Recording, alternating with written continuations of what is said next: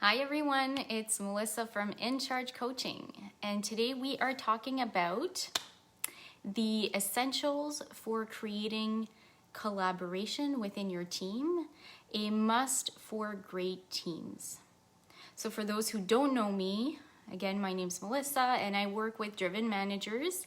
I help them build high-performing teams and the kind of performance that doesn't lead to burnout. And a big part of having a high performance team is collaboration. So collaboration is always a big topic in what we create, a big part of what we create. And there are essentials to creating that right environment. So there's actually two factors that I want to talk to you about today. And if you watch to the end of the video, I have an opportunity for one team. So starting off, I do want to address what is collaboration. Because sometimes we are looking for collaboration, but we don't necessarily know what that looks like and what that entails, and do we really need it in the first place? So when do we need collaboration? It's important for you to know that. And there is no better way to explain collaboration by contrasting it to coordination and cooperation. So quick definitions here. If we're thinking about coordination is primarily about sharing information and resources. So imagine we are part of the same team and the project we're trying to accomplish will require 10 tasks. You're responsible for 5, I'm responsible for 5. We're working at our separate desks on these separate tasks, and we are coordinating information and resources in order to accomplish what's, our responsibility on our desk. And our 5, my 5 plus your 5 equals 10, which means the project is complete. So that's coordination. Cooperation is again sharing information and resources, but here I have my own goal, my individual goal, and you have your individual goal. And we are sharing this information to help each other, but our goals are separate. And something new may come of that. You may be giving me some useful information that's going to help me create something new, and vice versa. So that's cooperation. So coordination, we have separate tasks that amount to one goal. Cooperation, we have separate goals.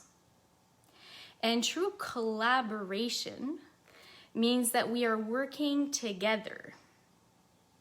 So now we're not responsible for our separate task, we are responsible for the whole project and we are working together on this shared mission, this shared goal. So we are coming together and creating something new. And that's very different from coordination because now we are sharing control of the and sharing the responsibility, and there's also risk in that. There's added risk. So that is true collaboration. And the way that we're communicating is different when we're collaborating. We need to come to the table and share ideas and find a way to work together. So it's not about, my way and, my control, but this is what I think, this is what you think, and finding some middle ground. So that brings me to the environment that's needed for this type of communication and this type of work. You're going to need trust, because if we're working together and we're sharing this control and sharing these responsibilities, I'm going to need to put forward my ideas. We are going to negotiate differences. And there's a certain amount of risk in being transparent and honest. How will my ideas be received? Will they be considered, or are you just going to shut me down? Will I be supported? And again, what kind of risk is it? Is it a risk to my job if I don't put forward the right idea? Is there a risk to my job? And is there a social risk? I may lose out on some of my power, my influence, if I put forward the wrong idea. So trust is a really important factor in creating that right environment for collaboration. And the second factor is creating a learning environment. So a place where we can put forward ideas that aren't necessarily tested, we're not sure, but we can take some risk.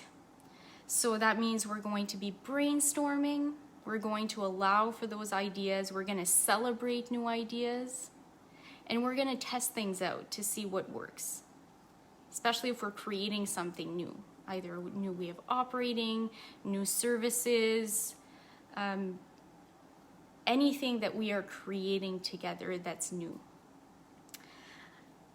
That also means coming after we've done that testing, we're doing the brainstorming, we're doing the testing, and then we have that reflection period where we're going to celebrate the learning and we're going to focus on learning rather than failing. So in order to have true collaboration, we need to have both trust and a learning environment. So if you are listening, say hi, let me know how this was helpful. I always like feedback. And I did want to mention an opportunity that I have for one team. So I am, as you know, continuously learning and fine-tuning my skills. And I have access to a new tool called Vital Signs. So I have one project that I want to put together with one team. So the team can be up to 25 people. And I will be assessing that team. And this assessment will give you a few things. It's going to help you understand what's going on in your team and the level of engagement, the opportunities to develop your team, and also your strengths to leverage to maximize your engagement and to optimize your performance. So if that sounds like something that you want, information that you would use, especially in this time of change and challenges, knowing what's going on with your team and knowing how to support them is going to really make a difference in your future success. So if you are interested in this opportunity, send me a DM. And if you want to know more about collaboration, I am happy to share. So send me your questions and I will see you all in the next live.